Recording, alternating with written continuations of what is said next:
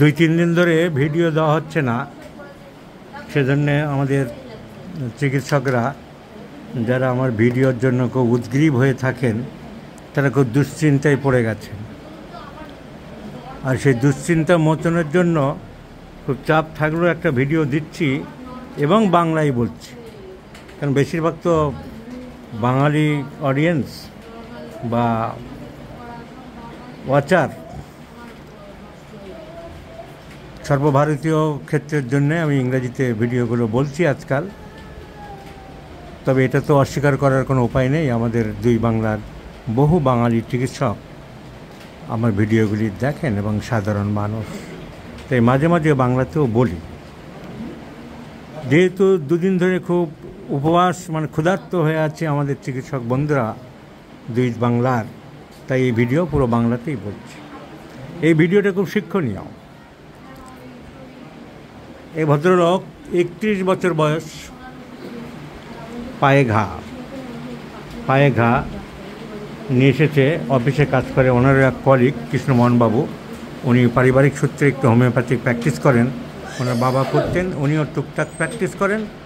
আমাদের মতন full fledged না, অন্য জায়গায় চাকরি করেন আর হোমিওপ্যাথি ভালোবাসেন, অনেকে যেমন করেন। তো উনি কিছু ওষুধ সিলেকশন করেছেন, লাইকোপোডিয়াম এবং সাইলিশিয়া দুটো ওষুধ ভেবেছেন, তো কনফার্মেশনের জন্য আমার কাছে নিয়ে আসলেন। আমাদের ডাক্তারবাবুরা যারা কেস টেকিং করেছে, ডক্টর বিদেশ, এরাও ওই রকমই সব ভাবছে, এখন হাইকোর্টের চিফ জাস্টিসের জন্য অপেক্ষা করছে। রোগটা কি? পায়ে আলসার, ঘা হয়েছে। ঘাটা দেখাও। এই আলসার হয়েছে পায়ে, দুই পায়ে না ডান পায়ে? ডান পায়ে আলসার হয়েছে। দেখো কালো হয়ে গেছে চারিদিকটা। আগে বাঁ পায়ে হয়েছিল, এখন ডান পায়ে আছে। তো তুমি কি এর জন্য কোনো অ্যালোপ্যাথিক চিকিৎসা করেছো? ডাক্তারবাবুরা কি বললেন? ঘায়ের ওপর দিয়ে প্রলেপ দেওয়ার মতো মলম দিয়েছে। রোগের নাম কিছু বলেনি? না। বা তোমার কি কাজ করো, কি করতে হবে, কি বারণ, সেসব কিছু বলেনি? না, সেই জাতীয় কিছু বলেনি, শুধু বলেছে একটু টাইম লাগবে। শুধু বলেছে একটু টাইম লাগবে আর মলম দিয়েছিল। শুনছেন মন দিয়ে কি বলেছিল? ভালো শ্রোতা, মন দিয়ে শুনছে। সো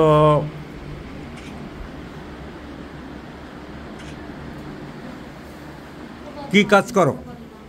আমাদের মেশিনারি লাইনের কাজ। দাঁড়িয়ে কাজ না চেয়ার টেবিলে বসে কাজ? না, দাঁড়িয়ে, সবসময় দাঁড়িয়ে। টানা দাঁড়িয়ে কাজ করো? টানা দাঁড়িয়ে, যতটুকু রেস্ট বা এদিক ওদিক। রেস্টটা কম হয়। তোমার যে কাজের সিস্টেমটা এরকম, প্রায় দাঁড়িয়ে করতে হয়। হ্যাঁ, দাঁড়িয়ে করতে, নাহলে মেশিন বন্ধ হবে। তা নাহলে মেশিন বন্ধ হয়ে যাবে। তার মানে দাঁড়িয়ে কাজ করতে হয় প্রায় 12-14 ঘন্টা। ওই টুকটাক যদি একটু সময় পাও বসার, খুবই কম সেটা, মেশিন বন্ধ করে বসা যাবে না। তাহলে দেখা যাচ্ছে প্রলংড স্ট্যান্ডিং একটা হিস্ট্রি আছে। আর এই কালো মতন ঘা হয়ে যাচ্ছে, এরকম পায়ের এখান থেকে আরম্ভ হচ্ছে। So definitely the diagnosis is varicose vein followed by varicose ulcer. Varicose vein থেকে ভ্যারিকোজ আলসার হয়েছে। তাই অ্যালোপ্যাথিক ডাক্তারবাবু যিনি দেখেছিলেন, রোগীর হিস্ট্রি নেয়নি, জানেনি, বোঝার চেষ্টা করেনি, মলম লাগিয়ে দিয়ে গেছে। ক্ষতে মলম লাগানো যেমন কাজ ডাক্তারবাবুদের, আমাদের নেতা নেত্রীদের যেমন ক্ষতে মলম লাগানো কাজ। ওখানে ধর্ষণ হয়েছে, 10 লাখ টাকা দিয়ে দিচ্ছি, ক্ষতে মলম লাগাও। ক্ষতে মলম লাগিয়ে দেশ চলছে সর্বত্র। সমস্যার সমাধানের কোনো নাম নেই। মদ খেয়ে যে করছে, মদের দোকান বন্ধ করি তা করব না, তাহলে তো আমার সর্বনাশ হয়ে যাবে। আমার ইনকাম হবে কোত্থেকে? আমি নাটক করব কোত্থেকে? সুতরাং ক্ষতে মলম দাও, অকাজ কুকাজ হোক, ক্ষতে মলম দাও। তো এই ডাক্তারবাবুরাও ক্ষতে মলম দিয়েছেন। কিন্তু এর ক্ষেত্রে কি হলো? This is a disease of varicose when, but it also belongs to the disease caused due to occupation. So this is called occupational disease or due to occupational hazards. কিন্তু অকুপেশন কি চেঞ্জ করা যাবে? আমাদের অনেক ডাক্তাররা আছে যারা নতুন পাস টাস করে, নতুন MBBS পাস করেছে বা ডাক্তার হয়েছে, একটু সাদাই আপরণ টাপরণ পরে, জামা প্যান্ট ভালো করে পরে, গলায় স্টেথো ঝুলে একটু ডাক্তার ডাক্তার ভাব দেখায়, খুব চট করে বলা খুব সোজা, এই তোমার এই কাজ করা যাবে না। ওনার তো বলেই নি, ধরেও নি, ওদিকে যায়ও নি। যদি কেউ যেত দয়া করে, তাহলে বড় গলায় বলতো, তোমার এই কাজ তো করা যাবে না ভাই, দাঁড়ালে এই রোগ বাড়ে। ডাক্তারবাবু, আমার তো এই কাজ না করলে সংসার চলবে না, আমার ঘরে বউ আছে, বাচ্চা আছে, আমি কী করি? সেটা আমার দেখার কথা না, বড় বেশি বুঝে গেছো, তাহলে তুমি এই চেয়ারে বসো। এরকম নাটকবাজ ডাক্তার কিন্তু অনেক দেখি, আমরা শুনি।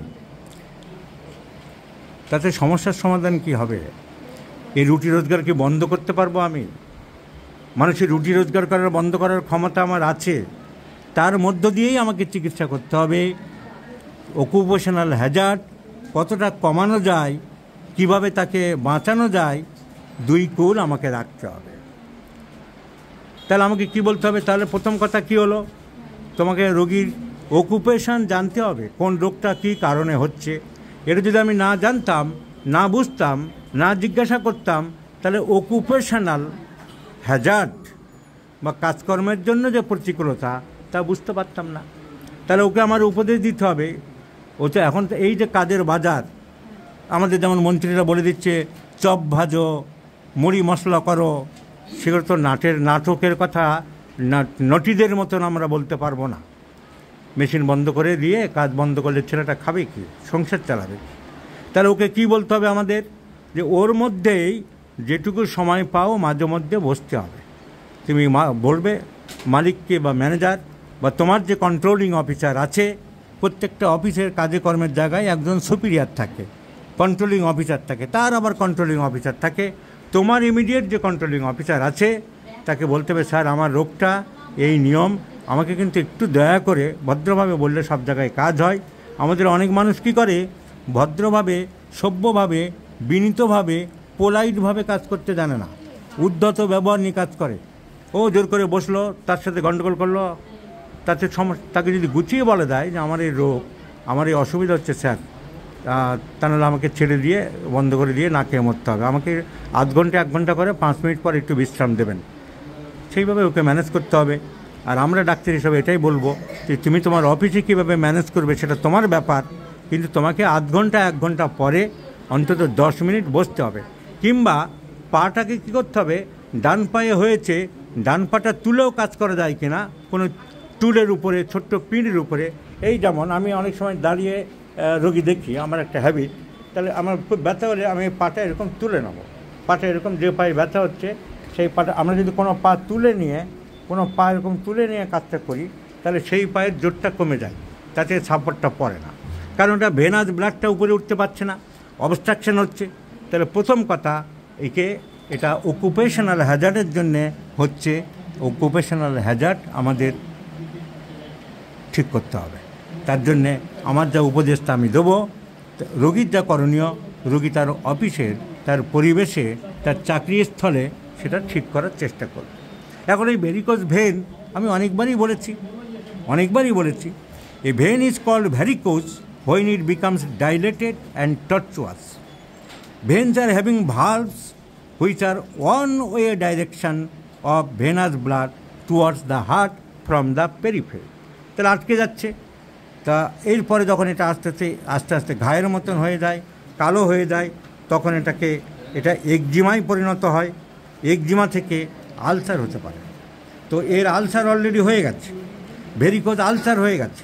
ভেরিকোজ আলসারগুলো সাধারণত সুপারফিশিয়াল ভেন হলে হয় না, ডিপ ভেন হলে হয়। So varicose veins occurs generally due to deep vein thrombosis. Thrombosis in the popliteal veins, পায়ের যে popliteal vein আছে, যেটা অ্যানাটমিতে ছবি দিয়ে আমি অনেকবারই দেখেছি, সেই ভেনটা অ্যাফেক্ট করলে বেশি সম্ভাবনা থাকে। Or posterior tibial veins, or even উপরের দিকে femoral veins-এও হতে পারে। So this is called varicose ulcer. The popliteal vein usually having 4 valves.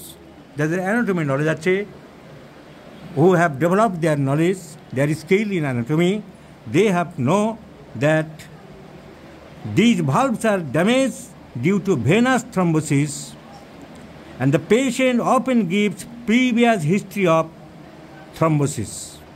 By the symptom of painful swelling. দেখবে তোমার আগে অনেক সময় পা ফুলতো, অল্প অল্প ব্যথা হতো। সো প্রিভিয়াস হিস্ট্রি, একদিনে রোগ হয় না, সিগন্যাল থাকে, সিগন্যাল দেয়, প্রকৃতি সিগন্যাল দেয়। সিগন্যাল না মানলেই তখন রোগ হতে আরম্ভ করে। সিগন্যাল ফেল করলেই, আমার ডান দিকে যাওয়া বারণ, লাল সিগন্যাল পড়ে আছে, আমি যদি না মানি, ওই দিক দিয়ে গাড়ি চলছে, আমি গেলে আমার গাড়ি দুমড়ে মুচড়ে, ওদিকের গাড়ির সিগন্যাল সবুজ আছে, তারা যাচ্ছে, আমাকে ভেঙে চড়ে দিয়ে বেরিয়ে যাবে। তো প্রকৃতির সিগন্যাল যখনই আমরা অবহেলা করি তখন এই সমস্যাগুলো হয়। So venous thrombosis is very dangerous, it may cause pulmonary embolism.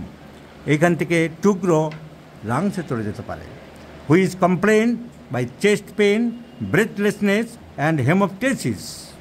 And the physician, অনেক সময় ডাক্তাররা ভুল করে, the lay physician, I must say the lay physician may think diseases are restricted to the lung, but they do not know it may cause due to a deep vein thrombosis. Deep vein thrombosis এর কারণে হচ্ছে তা বোঝে না, লাংসের রোগ ভেবে লাংসের চিকিৎসা করে চলে। So a varicose vein may cause to venous ulcer, and a venous ulcer is caused due to generally deep vein thrombosis.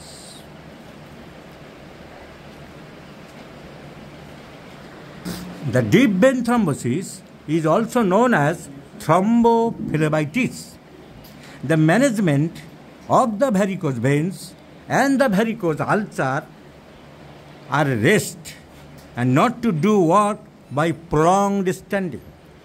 তো আমি বাংলায় অনেকটাই বলেছি, তাই অল্প একটু বলে দিলাম ব্যাপারটা বোঝানোর জন্যে। প্রলংড স্ট্যান্ডিং চলবে না। দি পেশেন্ট শুড লাই, যখন এমনকি যখন শোবে তখন পাটা উঁচু করে দেবে, পায়ের নিচে একটা বালিশ দেবে। So when the patient will lie down, they must lie with the elevation of the leg by supporting a pillow under the leg and to when elastic crepe. অ্যালোপ্যাথির ডাক্তারের আজকাল অনেক সময় পাওয়া যায় ইলাস্টিক মোজা, এক ধরনের ইলাস্টিক মোজা, সেই মোজা ব্যবহার করতে হয়, elastic crepe bandage or stocking. So this is about varicose. এই ভদ্রলোকের ভ্যারিকোজ ভেন থেকে ভ্যারিকোজ আলসার রয়েছে। নাও হোয়াট উইল বি দেওয়ার prescription selection? The patient is chilly, আর পেশেন্ট ইজ চিলি, শীত বেশি, পায়ের তলায় ঘাম হয়, গন্ধ হয় সেই ঘামে, এবং একটা ulcer. Silicea has great action over the ulcer. তোমার পায়ের নিচে ঘাম হয় বলেছো না, সেই ঘামে গন্ধ থাকে, মোজাটা খুললে খুব গন্ধ হয়। তো পায়ের বুট জুতো পরলে খুব পায়ের তলায় গন্ধ হয়। Nitric acid, baryta carb and silicea আর দ্য ট্রয়ো, তিনটি ইম্পর্টেন্ট মেডিসিনস। শীত বেশি না গরম বেশি শরীরে? শীতটা বেশি লাগে। সো চিলি পেশেন্ট, এটা ক বছর হচ্ছে আলসারটা? 2 বছর হলো। তুমি করোনা ভ্যাকসিন নিয়েছিলে? এই আলসার হওয়ার আগেই তোমার ভ্যাকসিন কমপ্লিট হয়েছিল, তারপরে আলসার হয়েছে ছিল, তাহলে একটা প্রিডিসপোজিশন ফ্যাক্টর ছিল। We may think of from the homeopathic point of view, the bad effects of vaccination follows this ulceration of the veins. So there is history of corona vaccination. The patient is chilly and there is offensive sweat or perspiration at foot. But the contraindication, এখানে ঠান্ডা জল গরম জল লাগিয়ে দেখেছো কোনটাতে চিড়বিড় করে বাড়াবাড়ি হচ্ছে আর কোনটাতে আরাম লাগছে? গরমটা অস্বস্তি হচ্ছে। সাইলিশিয়াতে সব কিছু গরমে কমে, ঠান্ডাতেও বাড়ে। সো এটা একটা কন্ট্রাইন্ডিকেশন আছে, তাই আমরা রেপার্টরি খুলে দেখে নিলাম সাইলিশিয়াতে ঠান্ডাতে কমে এমন কিছু আছে কি না, বা গরমে বাড়ে কি না।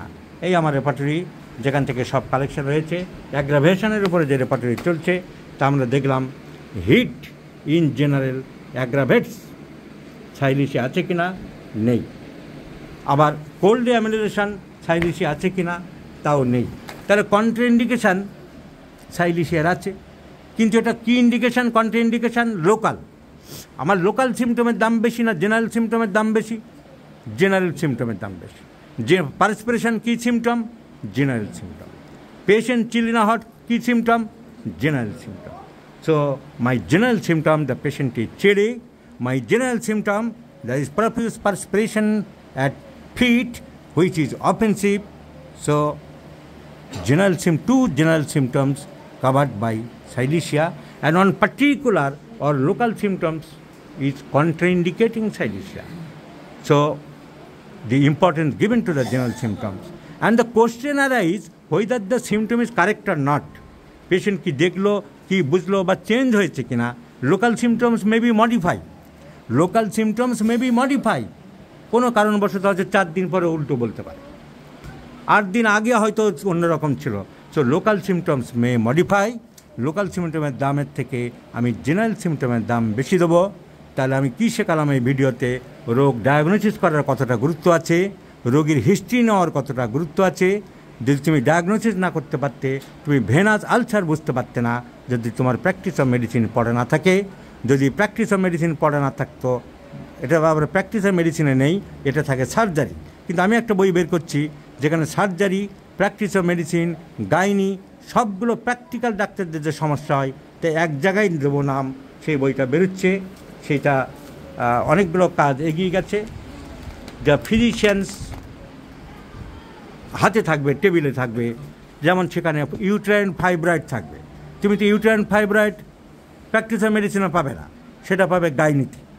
যেমন এই ভ্যারিকোজ ভেন তুমি তো প্র্যাকটিস অফ মেডিসিনে পাবে না। It is a topic of surgery.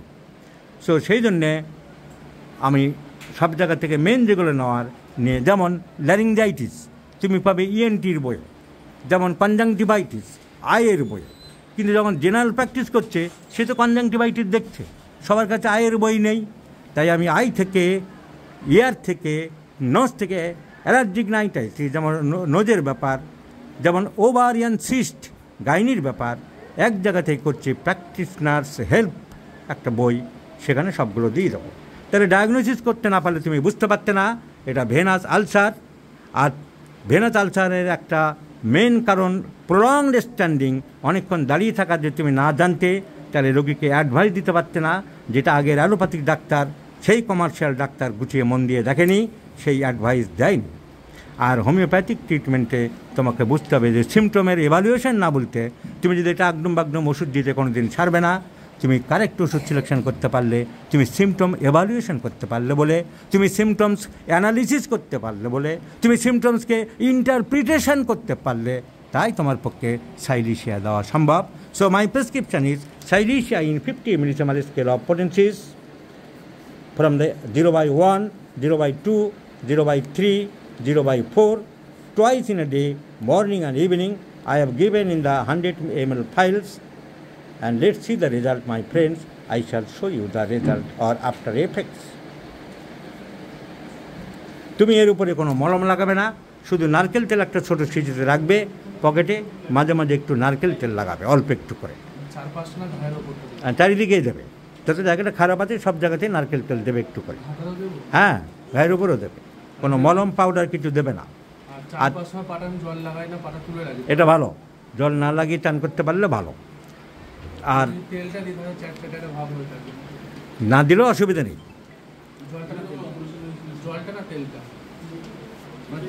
জল দেবে না বেশি।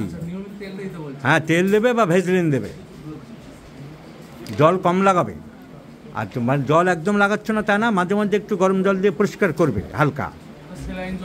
হ্যাঁ, পরিষ্কার করে তুলো দিয়ে জলটা আবার শোক করে নেবে, জল যেন না থাকে। আর ওই আধ ঘন্টা 1 ঘন্টা পর পর একটু 10 মিনিট 15 মিনিট বসার চেষ্টা করবে। So let's see the result, my friends. This is the video number. You must remember, I shall share you the result after 3 months of this care. Thank you, Dr. Krishna, for referring this patient to me.